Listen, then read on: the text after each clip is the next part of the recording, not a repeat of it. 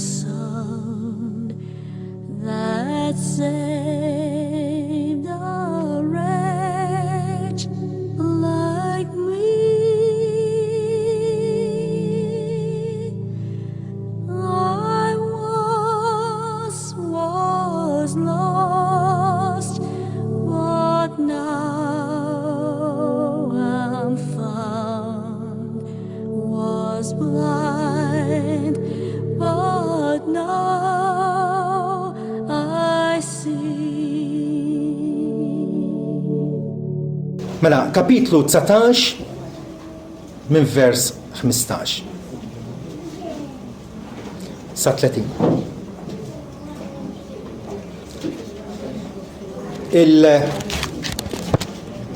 Il-ġrajja tal-kruċifissjoni ta' Sidna Ġesu. Imma huma qajtu neħħieħ, salbu. Għalilhom Pilatu insallab is-sultan tagħkom, wiġbuh il-qasisin il-kbar ma' nis-sultan ħlief il-ċesri. Imbagħad huma mela tawlhom f'idejhom biex ikun imsallab u ħadu l-Ġesu u marru bih. U hu mobbi bis-salb tiegħu ħareġ lejn post jgħidulu l-qorrija bil-ludi Golgota fejn salbuh 102 oħra, wieħed fuq naħa u Ġesu fin-nofs. U kiteb Pilatu titlu eduh fuq is-salib u t-titlu kien Ġesu ta' Nazaret, Sultan tal-Lut. Mela ħafna mill-Lut imbagħad raw dat-titlu għax il-post fejn kien imsallab Ġesu kien qrib il-belt. U kien miktub bil-Ludi u bil-Grek u bil-Latin. Imbagħad il-qasisin il-kbar tal-Lut qalu lil Pilatu la tiktibx Sultan tal-Lut, imma li hu qal jien Sultan tal-Lut. Weġeb Pilatu li ktibt. Imbagħad is-soldati wara li salbu l-Ġesu ħadu l-biesu u għamlu bisma sem għal kull soldat u t-tunika tiegħu ukoll. Issa t-tunika kienet blaħjata minn suġa minn fuq s'isfel. Għalhekk qalu bejniethom ma nċartuhiex iżda nitfgħu x-xorti fuqha il-min tmiss. Biex isseħħ l-iskrittura li tgħid qasmu ħwejġi bejniethom u fuq libsti tefgħu x-xorti. Dan mela għamlu s-soldati. Ġifieri anke dettalji żgħar bħal dawn ġvera li naraw miseħħu fil-ġrajja ta' Ġesu jikkonvinċuna li din ma kienx ġrajja li ġrat kombinazzjoni. Ma kien il-pjan tal-Alla mill-eternità. Issa ħdej is-salib ta' Ġesu kien hemm ommu u oħt ommu, Marija Mart Kleopa u Marija Maddalena. Mela xin Ġesu ra lill-ommu u d-dixxiplu li kienu ħobb wieqaf hemm, qal lill-ommu mara ara ibnek. Imbagħad qal lid-dixxiplu ara ommok. U minn dak is-sija d-dixxiplu ħada għandu. Wara dan billi kien jaf Ġesu li kollox issa kien mitmum biex isseħħ l-iskrittura qal għandi laġġ. Issa kien hemm biqja mimlija bil-ħall u mlew sponża bil-ħall u eduha fuq qasba taż-żuf u resqu ilu lejn fommu. Mela meta ħall Ġesu qal kollox mitmum u mejjel rasu u rat ruħu. Amen. I don't know whether any of you have given any thought to what your last words in this life will be. I'd suspect probably none of us have given any serious thought to what our final words will be. We may not even be given an opportunity to prepare our final words. There have been books written that have recorded what are people's alleged final words.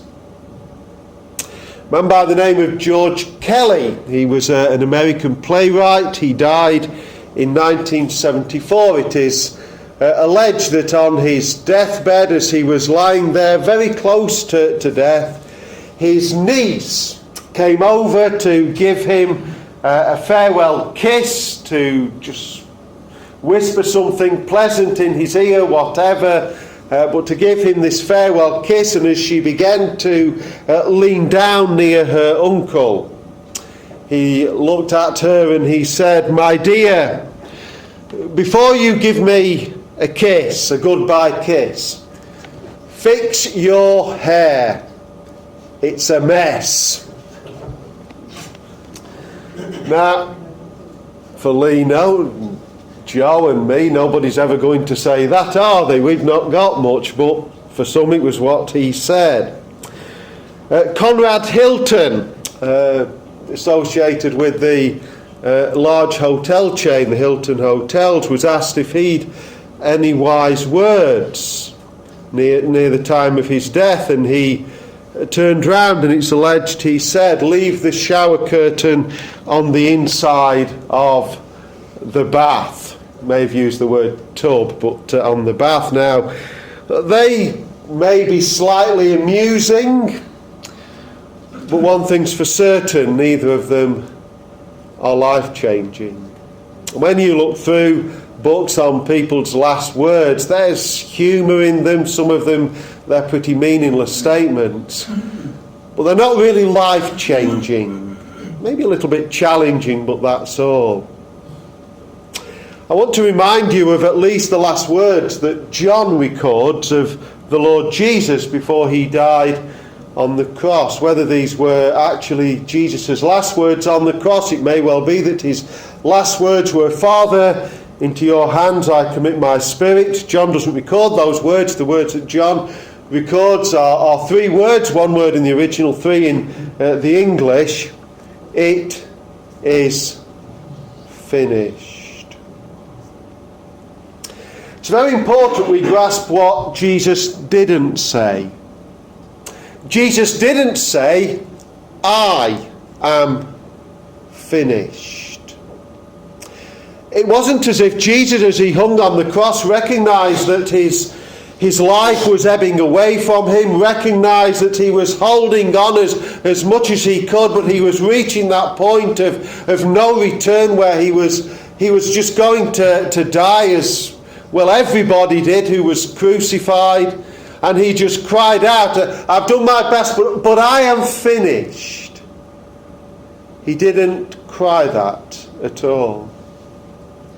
Jesus cried out, "It is finished."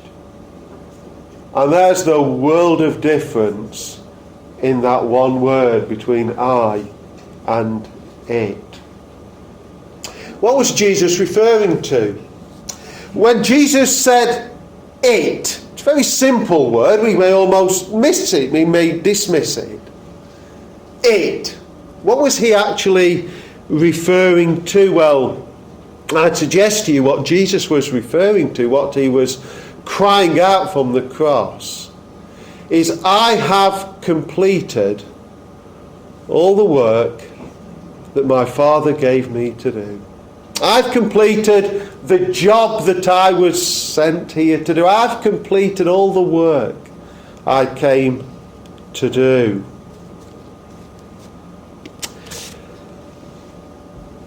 The original word, say it's one word, it's the word tetelestai. It's translated in the English, "it is finished." In the days of the Lord Jesus, that word was used on a number of different occasions. It may be an expression that a servant would use. If he was doing work for his master, a servant or slave, he may use that word meaning, "I've finished the job, the task that you've set me, that you've given me to do." When a priest examined an animal to make sure it was suitable, acceptable for a sacrifice, he may well use that same word to indicate that he'd done his job, he'd completed his examination, the animal was suitable to be sacrificed. If an artist had completed a piece of work, or a musician, a writer had completed a manuscript, well, they may say exactly the same. It is finished. A merchant, when he'd completed a transaction, a deal, he would use that same word, that same expression. The deal is completed. The debt has been paid. The transaction has been finished. When the Lord Jesus cried out, "It is finished," I've described them as probably the three most important words, in the English at least, that the Lord Jesus ever uttered, at least by way of implication for us. It is finished. Perhaps along with what also is translated into three English words that the angel uttered on the Sunday morning on the third day. They are the two most important expressions that have ever been uttered by anybody. It is finished, and then the angelic being, he is risen. Now, we need to be clear. It is finished. They were words of victory. It was a cry of victory. If you'd been a casual bystander and you'd been able to go along and watch the Lord Jesus for maybe the previous 15 to 18 hours, I could understand why you might come up with a very different conclusion. If you didn't know anything about Jesus and all you'd done is you'd watched him for this last 15 or 18 hours through his trial, through the beatings, through the mocking, through being dragged across Jerusalem, being nailed to a cross, hanging upon a cross, well, I expect you would have come to the conclusion that Jesus looked a pretty hopeless sight. He was in a desperate situation. Say this with all reverence, he was a pathetic sight physically on the cross. He, like the two criminals either side, to the naked eye we may say, he was facing defeat and death. And yet when Jesus cried out, "It is finished," yes, he was giving up his life, but he was also suffering as a human being, suffering immensely on the cross. When he cried out, "It is finished," what he was doing was he was speaking about the greatest victory that has ever been won. And it's the greatest victory that's ever been won against the most dangerous foe who has ever been fought, who has ever existed, Satan. Here was being fulfilled the words of God the Father back in the Garden of Eden. Words to the serpent. Remember, after the fall, the Father spoke to Adam and Eve and to the serpent. Well, some of the words to the serpent were, He will crush your head. You will strike his heel. But the key thing is, he will crush your head. And that's what was happening here. Well, three things that Jesus came to do, and then just one by way of practical application for us. Firstly, Jesus came to live the perfect life. The issue was never about whether or not Jesus had done anything wrong that deserved the Roman punishment of crucifixion. If I could put it this way, you didn't need to be divine to answer that. Even Pilate knew the answer to that. Pilate knew that Jesus had done nothing wrong. But that was never the issue, was it? The issue was this: whether in the Lord Jesus' 33 years on earth, whether he had ever done anything wrong according to God's law, or had Jesus left anything undone that he ought to have done according to that same law. And well, the answer is very clear. The answer was a resounding: there was nothing that Jesus had done that was wrong. There was nothing that he'd done that he shouldn't have done, and there was nothing that he hadn't done that he ought to have done. On the night of Jesus' arrest, he'd said to his Father in John 17 in the prayer, I have brought you glory on earth by completing the work that you gave me to do. Now, there's a sense in which that's impossible for us to comprehend, isn't it? We might be able to say, Father, I've tried, I've done my best. Well, that isn't what Jesus said. Jesus said, I've completed the work. He was saying, I've completed 100% successfully everything that you gave me to do.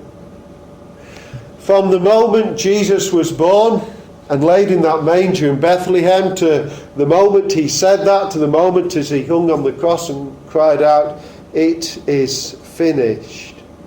If it were possible for us to see every thought that the Lord Jesus had, every action that he'd undertaken, one of the things we would realise is that there had never been any shortfall. Whether that was through deed, whether that was through what he said, whether that was through what he thought, Jesus had kept God's law perfectly. He ticked every box. It wasn't about he tried his best. He'd succeeded. If the Lord Jesus was going to undertake the work that was described by the angel to Joseph, his earthly father, before his birth, he will save his people from their sins. Then one of the things Jesus had to do was to live a perfect life. There was no point in him going to the cross if he hadn't lived a perfect life. He'd lived a perfect life. Secondly, Jesus came to drink the wrath-filled cup. Remember the night before Jesus was crucified, the night of his arrest, he had willingly, he had deliberately, he'd consciously gone to the place where he was going to be arrested. Even though every part of his humanity was recoiling from what was going to happen in those next few hours. Please don't ever think the Lord Jesus just skipped along happily through those last 15, 18 hours. Father, if it's possible, take this cup from me. The humanity of Christ. Yet not my will, but yours be done. 100% committed to the divine eternal plan of redemption. So even though the humanity of Christ would recoil, would hate the idea about what was going to happen, he willingly went to where he would be arrested. And we remember there, don't we, how Peter, when Judas and the temple guard and the mob they'd picked up en route, when they came to arrest him, how Peter drew his sword and he just started swinging it around. It happened to take off the ear of the high priest's servant. And remember what Jesus' words to Peter were. Peter, put your sword away.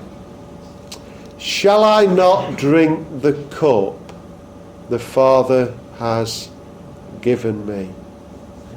Now, to us that's quite a strange expression, isn't it? Shall I not drink the cup the Father has given me? What on earth was Jesus talking about?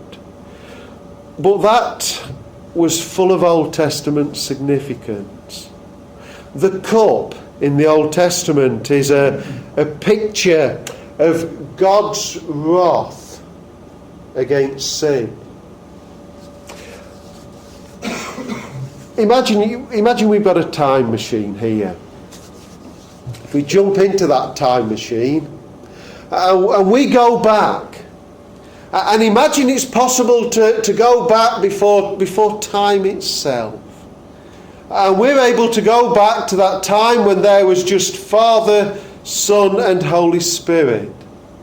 And imagine we're able to eavesdrop in on a conversation, to use an expression we'd use, to be a fly on the wall, but to be able to eavesdrop on that conversation.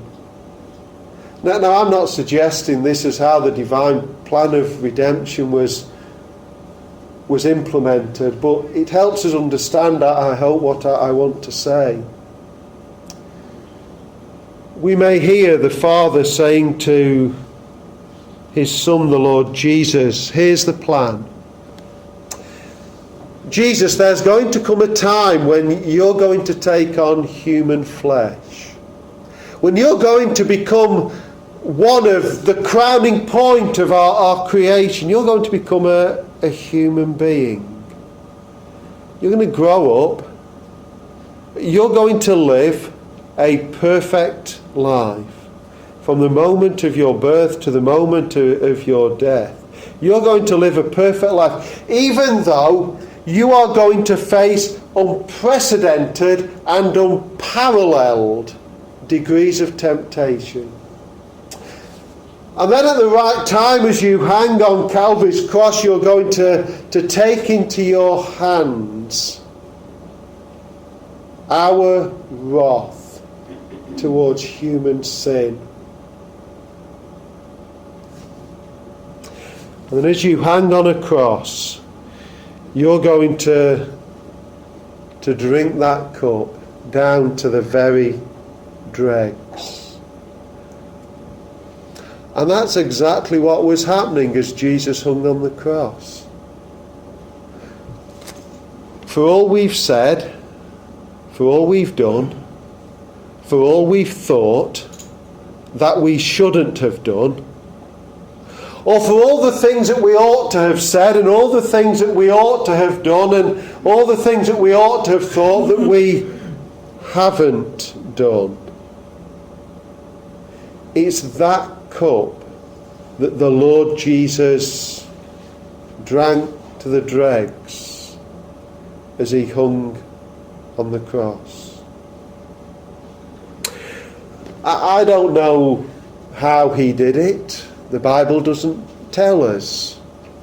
God in this life certainly doesn't want us to know exactly how he did that. He doesn't want us to know just what was involved, how within that 3 hours of darkness the Lord Jesus could do what in all eternity the unbeliever will never be able to begin to do. And yet somehow in those 3 hours the Lord Jesus was able to do, well, he was able to pay the price of all those in all ages who would put their trust in him, all those whose names are written in the Lamb's Book of Life. And then at the end there was that glorious cry, it is finished. The way to God is made open. Thirdly, Jesus came to fulfill a perfect plan. Remember, the Lord Jesus was in complete control of every event that was taking place. There was nothing that took the Lord Jesus by surprise. There was nothing that suddenly happened that threw him. He was in complete control. We read, didn't we, knowing all that was going to happen to him, he went out to meet them. A few chapters earlier in John's Gospel, in chapter 10, he said, no one takes it from me, speaking of his life, no one takes it from me, but I, because I'm in full control. I lay it down of my own accord. I have authority to lay it down. I have authority to take it up again. And then right at the end of John 19, a few verses after where our reading finished, these things happened. All those things that had happened, these things happened so that Scripture might be fulfilled. When he says these things happen so that Scripture might be fulfilled, it's conjuring up in our mind, isn't it, that there was a plan, that Scripture might be fulfilled. There was a plan that was going to be implemented, that was going to be worked through, and guess what? It was going to be completed just right, just perfect. John 3 verse 16. For God so loved the world that he gave his one and only Son, that whoever believes on him should not perish, but have eternal life. The plan was eternal life, wasn't it? That those who would come, those who would repent and believe in the Lord Jesus, those who would put their hope in the Lord Jesus, that they would know peace with God, they would know reconciliation with God through the work of the Lord Jesus. They would know eternal life. Eternal life is that unbroken, perfect relationship with God. It starts, doesn't it, when an individual comes to faith in the Lord Jesus. Well, by the name eternal life, it goes on for all eternity. It will never end. What Jesus was saying, isn't it, is that, well, I became as one of you. I lived the perfect life.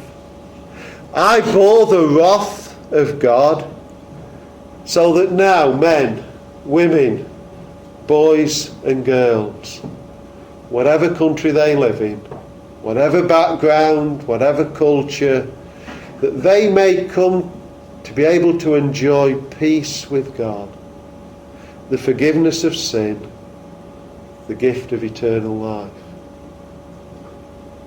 What Jesus was saying, it is finished, was that there's nothing else that needs be done.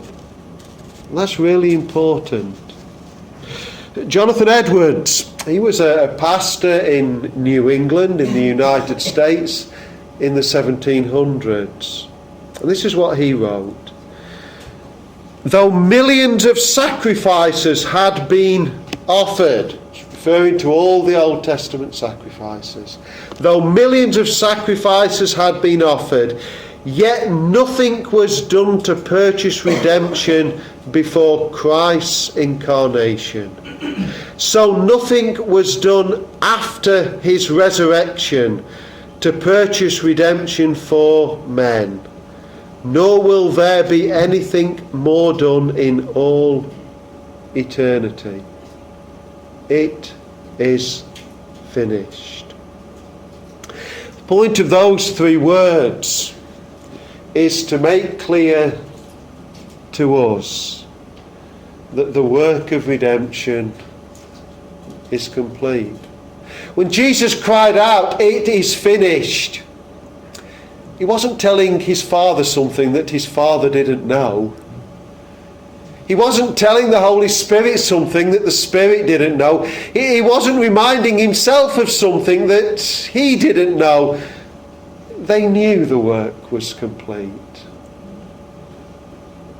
I think the Lord Jesus, when he cried out, "It is finished," was telling you and I the work he'd come to do was complete. That there is nothing else that need ever be done. There's nothing that can be added to the work of the Lord Jesus. The Lord Jesus successfully completed the work he'd come to do. All that he'd come to achieve for us if we will put our trust and hope in him. He'd completed it. Martin Luther, he said, "The law says, do this," and it's never done. Grace says, "I believe in this," and everything is already done. And that's because Jesus uttered those three words on the cross. It is finished. Fourthly and lastly, and briefly with this, on the third day, on the Sunday morning those women heard from the angel, he is risen. Jesus rose from the dead. Jesus rose from the dead. About 6 weeks after that, we know that he ascended. He returned to his Father. Jesus left us with the Holy Spirit, with the Comforter. That's what he said to his disciples, that after he'd go, he would send them the Holy Spirit, one that would open their minds, one that would help them, one that would be with them to proclaim the glorious truth. I've told you this morning the glorious truth. But that isn't really on its own good enough. Because if that glorious truth just remains in these four walls, not really achieved a great deal. That glorious truth needs to be proclaimed out there in our lives. Officers, schools, people, neighbours, friends. We need to share them share with them the glorious truth. And that's why it's so important for us to grasp that Jesus didn't just leave us with a wonderful message. He left us also with the Holy Spirit dwelling within us to help us proclaim that glorious message. In the book of Acts, in chapter 16, Paul is speaking to a rich lady. She was a seller of purple. Her name was Lydia. And in Acts 16, and in verse 14, Paul had spoken to Lydia. Well, this is what it says. The Lord opened her heart to pay attention to what was said by Paul. Other versions say it's slightly different. The Lord opened her heart so that she could understand, so that she could see the truth that was being proclaimed by Paul. The Lord opened her heart so that she could respond in humble submission to the message that Paul had proclaimed to her. You and I, we need to be passionate about humbly proclaiming the gospel to whoever will listen. We really do. But I think this is a comfort. There's always something that we can't do. We can't open the heart. Only God can do that. An illustration, it may help. Imagine that this room was pitch black. Imagine that there's a blind person in this room, and there's no light in this room at all.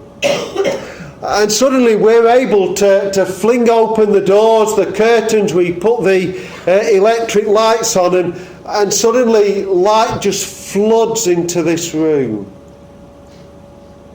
What happens to that blind person? He's not even aware that there's any light there, is he? Even though you tell him, he can't grasp it. He's never seen light. He needs somebody not just to tell him that there's light, he needs somebody to restore his sight. There are two miracles. One of them is the giving of light. The other is the giving of sight. You and I, as ambassadors of the Lord Jesus Christ, if you love the Lord Jesus, you're an ambassador of the Lord Jesus Christ. You're a servant of the Lord Jesus. You're called to proclaim that glorious gospel of the Lord Jesus. You're called to provide the light, to point people to the Lord Jesus Christ. But people's hearts need to be opened. They need to be warmed towards God. And that's God's work. One writer said the mystery really is the mystery of the heart. And we need to remember that the heart isn't just sick, it's dead towards the gospel. And although we're called to point people to the Lord Jesus, although we're called to be passionate about our precious Saviour and all he has done, God has to open the heart. God has to breathe spiritual life into that heart. God has to breathe warmth into that heart. But the wonderful news is God can open anyone's heart. That passage I referred to in Acts 16, there's this wealthy lady, there's a Greek slave girl, young girl, possessed, and there was a Roman guard. He was probably a retired Roman soldier. He was a hardened old guy, wasn't he? When we think how all three of those were brought to faith, Paul preached, but God opened their hearts. It means, doesn't it, that for 2,000 years, every and any barrier God has been breaking down. Gender, no barrier to the work of God. Social class, no barrier to the work of God. Race, as I say, there was an Oriental, a Greek and a Roman in that passage in Acts 16. The barrier of religion, people from different religions, is no barrier to the work of God. In that passage there's a seeker after God, there's a demon-possessed young girl, there's a highly superstitious and hardened in his mind Roman prison officer. Age is no barrier. The gospel can break any heart. It can break into any bondage. It can penetrate any dark place. It can cross any barrier. The gospel is the power of God to salvation to everyone who believes. The glorious gospel, it is finished. Christ completed his work. There is a way where man, women, boys and girls can be reconciled to God through the Lord Jesus Christ, and only through his completed work. The Holy Spirit dwells within us. The Holy Spirit goes with us. But as we proclaim that message, it has to be the Holy Spirit that penetrates the minds and the hearts of those we speak to. And that's why it's such a privilege to be in God's service. Because ultimately, it's not down to our ability. We're called to be faithful.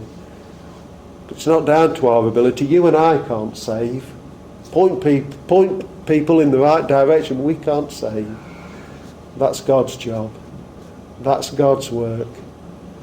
And that's why it's such a wonderful privilege to be able to proclaim the gospel, knowing that we're proclaiming the wonderful news of the only one who can work in an individual's life, as he did in Lydia's life, so that she saw things in a way that she'd never seen them before. As many of you who are believers in the Lord Jesus, as a work of God's Spirit in your life, brought you to see things, to recognise things about God, about yourself, in a way that you've never done before. And as we pray, God will do thousands of times on this island of Malta for his glory. Amen. Amen.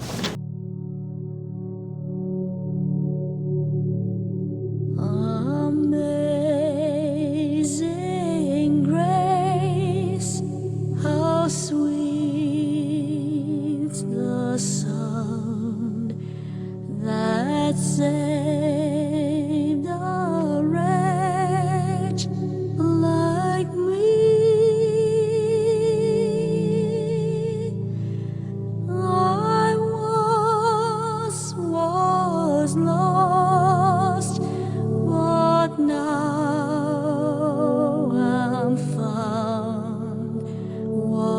light, but now